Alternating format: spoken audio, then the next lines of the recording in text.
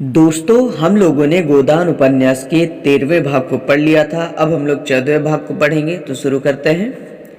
होरी की फसल सारी की सारी डांड की भेंट हो चुकी थी। वैशाख तो किसी तरह कटा, मगर जेठ लगते लगते घर में अनाज का एक दाना न रहा। 5-5 पेट खाने वाले और घर में अनाज नदारद। दोनों जून न मिले, 1 जून तो मिलना ही चाहिए। भरपेट न मिले, आधा पेट तो मिले।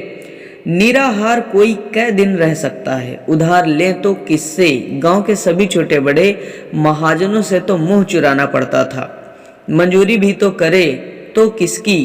जेठ में अपना ही काम ढेरों था। ऊख की सिंचाई लगी हुई थी, लेकिन खाली पेट मेहनत भी कैसे हो। सांझ हो गई थी, छोटा बच्चा रो रहा था। माँ को भोजन ना मिले तो दूध कहाँ से निकले। सोना परिस्थिति समझती थी, मगर रूपा क्या समझे। बार बार रोटी रोटी चिल्ला रही थी। दिन भर तो कच्ची अमिया से जी बहला, मगर अब तो कोई ठोस चीज चाहिए। होरी दुलारी सहुआइन से अनाज उधार मांगने गया था, पर वह दुकान बंद करके पैठ चली गई थी। मंगरू शाह ने केवल इनकार ही न किया, लताड़ भी दी। उधार मांगने चले हैं, 3 साल से धेला सूद नहीं दिया, उस पर उधार दिए जाओ, अब आकबत में देंगे। खोटी नियत हो जाती है तो यही हाल होता है। भगवान से भी यह अनीति नहीं देखी जाती। कारकुन की डांट पड़ी तो कैसे चुपके से रुपए उगल दिए। मेरे रुपए ही नहीं है, और मेहरिया है कि उसका मिजाज ही नहीं मिलता। वहां से रुआसा होकर उदास बैठा था कि पुन्नी आग लेने आई। रसोई के द्वार पर जाकर देखा तो अंधेरा पड़ा हुआ था। बोली, आज रोटी नहीं बना रही हो क्या भाभी जी? अब तो बेला हो गई। जब से गोबर भागा था, पुन्नी और धनिया में बोलचाल हो गई थी। होरी का एहसान भी मानने लगी थी। हीरा को अब वह गालियां देती थी। हत्यारा, गौ हत्या करके भागा, मुंह में कालिक लगी है, घर कैसे आए? और आए भी तो घर के अंदर पांव न रखने दो। गौ हत्या करते इसे लाज भी न आई। बहुत अच्छा होता पुलिस बांध कर ले जाती और चक्की पिसवाती। धनिया कोई बहाना न कर सकी। बोली, रोटी कहाँ से बने, घर में दाना तो है ही नहीं। मेरे तो महतो ने बिरादरी का पेट भर दिया, बाल बच्चे मरे या जिए, अब बिरादरी झांकती तक नहीं। पुन्नी की फसल अच्छी हुई थी और वह स्वीकार करती थी कि यह होरी का पुरुषार्थ है। हीरा के साथ कभी इतनी बरकत न हुई थी। बोली, अनाज मेरे घर से क्यों नहीं मंगवा लिया? वह भी तो महतो ही की कमाई है कि किसी और की। सुख के दिन आए तो लड़ लेना, दुख तो साथ रोने से ही कटता है। मैं क्या ऐसी अंधी हूं कि आदमी का दिल नहीं पहचानती? महतो ने ना संभाला होता तो आज मुझे कहाँ शरण मिलती। वह उल्टे पांव लौटी और सोना को भी साथ लेती गई। एक क्षण में 2 डल्ले अनाज से भरे लाकर आंगन में रख दिए। 2 मन से कम जौ न था। धनिया अभी कुछ कहने न पाई थी कि वह फिर चल दी और एक क्षण में एक बड़ी सी टोकरी अरहर की दाल से भरी हुई लाकर रख दी और बोली, चलो मैं आग जलाए देती हूँ। धनिया ने देखा तो जौ के ऊपर एक छोटी सी डलिया में 4-5 सेर आटा भी था। आज जीवन में पहली बार वह परास्त हुई। आंखों में प्रेम और कृतज्ञता के मोती भरकर बोली, सब का सब उठा लाई कि घर में भी कुछ छोड़ा, कहीं भाग जाता था। आंगन में बच्चा खटोले पर पड़ा रो रहा था। पुनिया उसे गोद में लेकर दुलराती हुई बोली, तुम्हारी दया से अभी बहुत है भाभी जी। 15 मन तो जौ हुआ है और 10 मन गेहूं, 5 मन मटर हुआ, तुमसे क्या छिपाना है। दोनों घरों का काम चल जाएगा। 2-3 महीने में फिर मकई हो जाएगी, आगे भगवान मालिक है। झुनिया ने आकर अंचल से छोटी सास के चरण छुए। पुनिया ने आशीष दिया। सोना आग जलाने चली। रूपा ने पानी के लिए कलसा उठाया। रुकी हुई गाड़ी चल निकली। जल में अवरोध के कारण जो चक्कर था, फेन था, शोर था, गति की तीव्रता थी, वह अनुरोध के हट जाने से शांत मधुर ध्वनि के साथ सम धीमी एक रसधार में बहने लगी। पुनिया बोली, महतो को डांड देने की ऐसी जल्दी क्या पड़ी थी? धनिया ने कहा, बिरादरी में सुरखरू कैसे होते? भाभी बुरा न मानो तो एक बात कहूं? कह, बुरा क्यों मानूंगी? ना कहूंगी, कहीं तुम बिगड़ने न लगो। कहती हूँ कुछ न बोलूंगी, कह दो। तुम्हें झुनिया को घर में रखना न चाहिए था। तब क्या करती, वह डूब मरती थी। मेरे घर में रख देती, तब कोई कुछ न कहता। यह तो तू आज कहती है, उस दिन भेज देती तो झाड़ू लेकर दौड़ती। इतने खर्च में तो गोबर का ब्याह हो जाता। होनहार को कौन टाल सकता है पगली, अभी इतने से ही गला नहीं छूटा। भोला अब अपनी गाय के दाम मांग रहा है। तब तो गाय दी थी कि मेरी सगाई कहीं ठीक कर दो, अब कहता है मुझे सगाई नहीं करनी है, मेरे रुपए दे दो। उसके दोनों बेटे लाठी लिए फिरते हैं, तुम्हारे हमारे कौन बैठा है जो उससे लड़े। इस सत्यानाशी गाय ने आकर चौपट कर दिया। कुछ और बातें करके पुनिया आग लेकर चली गई। होरी सब कुछ देख रहा था। भीतर आकर बोला, पुनिया दिल की साफ है, हीरा भी तो दिल का साफ था। धनिया ने अनाज तो रख लिया था, पर मन में लज्जित और अपमानित हो रही थी। यह दिनों का फेर है कि आज उसे यह नीचा देखना पड़ा। तू किसी का अवसान नहीं मानती, यही तुम में बुराई है। अवसान क्यों मानूं? मेरा आदमी उसकी गृहस्थी के पीछे जान नहीं दे रहा है, फिर मैंने दान थोड़े ही लिया है, उसका एक एक दाना भर दूंगी। मगर पुनिया अपनी जिठानी के मनोभाव समझकर भी होरी का एहसान चुकाती जाती थी। जब यहाँ अनाज चुक जाता, मन दो मन दे जाती, मगर जब चौमासा आ गया और वर्षा न हुई तो समस्या अत्यंत जटिल हो गई। सावन का महीना आ गया था और बगुले उठ रहे थे। कुओं का पानी भी सूख गया था और ऊख ताप से जली जा रही थी। नदी से थोड़ा थोड़ा पानी मिलता था, मगर उसके पीछे आए दिन लाठियां निकलती थी। यहाँ तक कि नदी ने भी जवाब दे दिया। जगह जगह चोरियां होने लगी, डाके पड़ने लगे। सारे प्रांत में हाहाकार मच गया। बारे कुशल हुई कि भादों में वर्षा हो गई और किसानों के प्राण हरे हुए। कितना उत्साह था उस दिन। प्यासी पृथ्वी जैसे आघाती ही न थी और प्यासे किसान ऐसे उछल रहे थे मानो पानी नहीं है, सर्फियां बरस रही हूं। बटोर ले जितना बटोरते बने। खेतों में जहां बगुले उठते थे वहां हल चलने लगे। बाल वृंद निकल निकल कर तालाबों और पोखरों और गड़हियों का मुआयना कर रहे थे। ओहो, तालाब तो आधा भर गया और वहां से गड़हिया की तरफ दौड़े, मगर अब कितना ही पानी बरसे, ऊँख तो विदा हो गई, एक एक हाथ ही होके रह जाएगी। मक्का और जुआर और कोदों से लगान थोड़े ही चुकेगा, महाजन का पेट थोड़े ही भरा जाएगा। हाँ, गौओं के लिए चारा हो गया और आदमी जी गया। जब माघ बीत गया और भोला के रुपए न मिले तो एक दिन वह झल्लाया हुआ होरी के घर आ धमका और बोला, यही है तुम्हारा कौल? इसी मुंह से तुमने होरी के घर यही है तुम्हारा कौल? इसी मुंह से तुमने ऊँख पेर कर मेरे रुपए देने का वादा किया था। अब तो ऊँख पेर चुके, लाओ रुपए मेरे हाथ में। होरी अब अपनी विपत्ति सुनाकर और सब तरह चिरौरी करके हार गया और भोला द्वार से न हटा तो उसने झुंझला कर कहा, तो मैं तो इस बखत तो मेरे पास रुपए नहीं है और न मुझे कहीं उधार ही मिल सकते हैं। मैं कहाँ से लाऊं? दाने दाने की तंगी हो रही है। विश्वास न हो घर में आकर देख लो, जो कुछ मिले उठा ले जाओ। भोला ने निर्मम भाव से कहा, मैं तुम्हारे घर में क्यों तलाशी लेने जाऊं? और न मुझे इससे मतलब है कि तुम्हारे पास रुपए हैं या नहीं।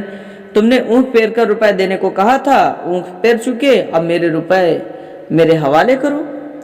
तो फिर जो कहो वह करूं, मैं क्या कहूं?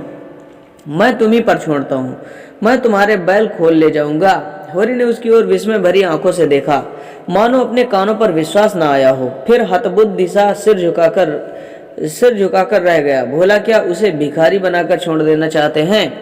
दोनों बैल चले गए तब तो उसके दोनों हाथ ही कट जाएंगे। दीन स्वर में बोला, दोनों बैल ले लोगे तो मेरा सर्वनाश हो जाएगा। अगर तुम्हारा धर्म यही कहता है तो खोल ले जाओ। तुम्हारे बनने बिगड़ने की मुझे परवाह नहीं है, मुझे अपने रुपए चाहिए और मैं कह दूं मैंने रुपए दे दिए। भोला सन्नाटे में आ गया। उसे अपने कानों पर विश्वास न आया। होरी इतनी बड़ी बेईमानी कर सकता है, यह संभव नहीं। उग्र होकर बोला, अगर तुम हाथ में गंगा जली लेकर कह दो कि मैंने रुपए दे दिए तो सब्र कर लूं। कहने का मन तो चाहता है, मरता क्या न करता, लेकिन कहूंगा नहीं। तुम कह ही नहीं सकते? हाँ भैया, मैं कह ही नहीं सकता। हंसी कर रहा था। एक क्षण तक वह दुविधा में पड़ा रहा, फिर बोला, तुम मुझसे इतना बैर क्यों पाल रहे हो भोला भाई? झुनिया मेरे घर में आ गई तो मुझे कौन सा सरग मिल गया? लड़का अलग हाथ से गया, 200 रुपया डांड अलग भरना पड़ा, मैं तो कहीं का न रहा और अब तुम भी मेरी जड़ खोद रहे हो। भगवान जानते हैं मुझे बिल्कुल न मालूम था कि लौंडा क्या कर रहा है। मैं तो समझता था गाना सुनने जाता होगा। मुझे तो उस दिन पता चला जब आधी रात को झुनिया घर में आ गई। उस वक्त मैं घर में न रखता तो सोचो कहाँ जाती, किसकी होकर रहती। झुनिया बरौठे के द्वार पर छिपी खड़ी यह बातें सुन रही थी। बाप को अब वह बाप नहीं शत्रु समझती है। डरी कहीं होरी बैलों को न दे। जाकर रूपा से बोली, अम्मा को जल्दी से बुला लाओ, कहना बड़ा काम है, विलम्ब न करो। धनिया खेत में गोबर फेंकने गई थी। बहू का संदेश सुना तो आकर बोली, काहे को बुलाया बहू? मैं तो घबरा गई। काका को तुमने देखा है ना? हाँ देखा, कसाई की तरह द्वार पर बैठा हुआ है। मैं तो बोली भी नहीं। हमारे दोनों बैल मांग रहे हैं दादा से। धनिया के पेट की आंतें भीतर सिमट गई। दोनों बैल मांग रहे हैं। हाँ कहते हैं, या तो हमारे रुपए दो या हम दोनों बैल खोल ले जाएंगे। तेरे दादा ने क्या कहा? उन्होंने कहा तुम्हारा धर्म कहता हो तो खोल ले जाओ। तो खोल ले जाए, लेकिन इसी द्वार पर आकर भीख न मांगे तो मेरे नाम पर थूक देना। हमारे लहू से उसकी छाती जुड़ाती हो तो जुड़ा ले। वह इसी तैस में बाहर आकर होरी से बोली, मैं तो दोनों बैल मांग रहे हैं तो दे क्यों नहीं देते? उनका पेट भरे, हमारे भगवान मालिक हैं।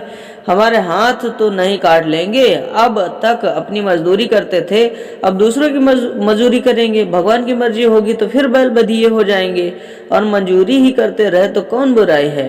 बूढ़े सूखे और जोत लगान का बोझ तो न रहेगा। मैंने जानती थी यह हमारे बैरी हैं। नहीं, गाय लेकर अपने सिर पर विपत्ति क्यों लेती।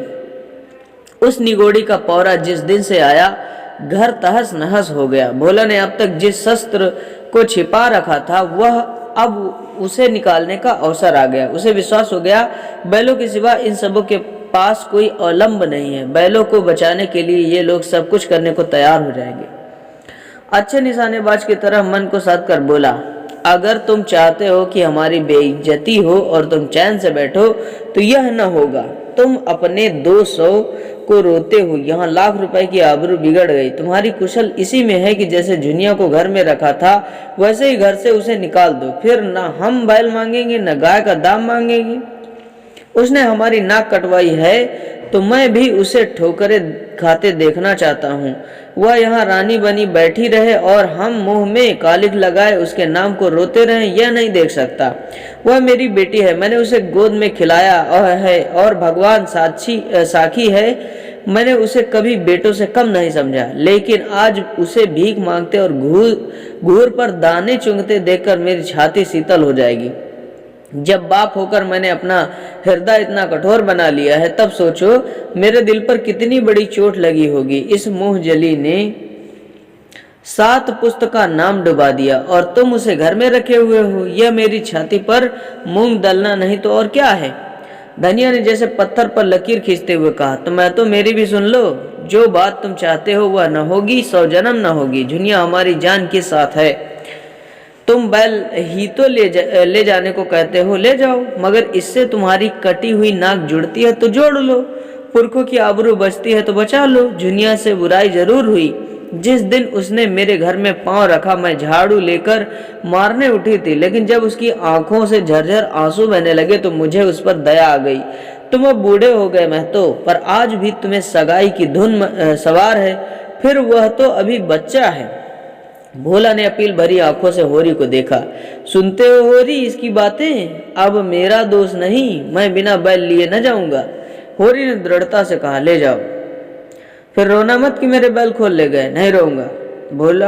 भोला बैलों की पगैया खोल ही रहा था कि झुनिया चकतियोंदार साड़ी पहने बच्चे को गोद में लिए बाहर निकल आई।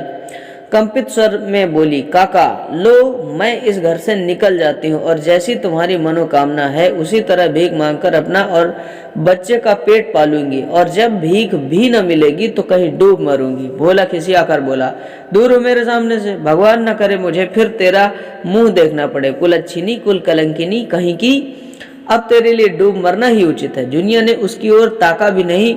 उसमें वह क्रोध था जो अपने को खा जाना चाहता था, जिसमें हिंसा नहीं आत्मसमर्पण है। धरती इस वक्त मुंह खोलकर उसे निगल लेती तो वह कितना धन्य मानती। उसने आगे कदम उठाया, लेकिन वह 2 कदम भी न गई कि धनिया ने दौड़कर उसे पकड़ लिया और हिंसा भरे स्नेह से बोली, तू कहाँ जाती है बहू? चल घर में, यह तेरा घर है। हमारे जीते भी और हमारे मरने के पीछे भी डूब मरे वह जिसे अपनी संतान से बैर हो।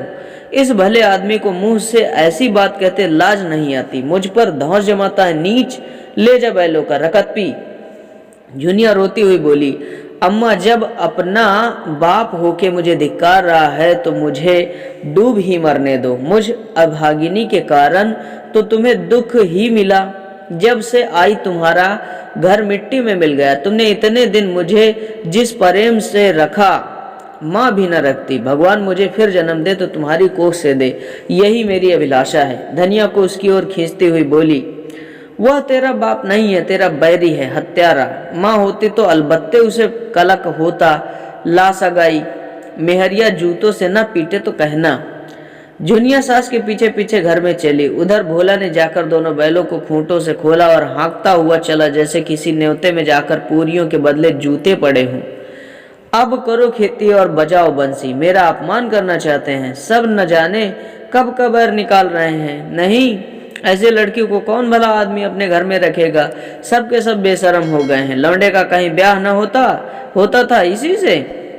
और इस राण जुनिया की डिठाई देखो कि आकर मेरे सामने खड़ी हो गई। दूसरी लड़की होती तो मुंह न दिखाती। आंख का पानी मर गया है। सब के सब दुष्ट और मूर्ख भी है। समझते हैं जुनिया अब हमारी हो गई।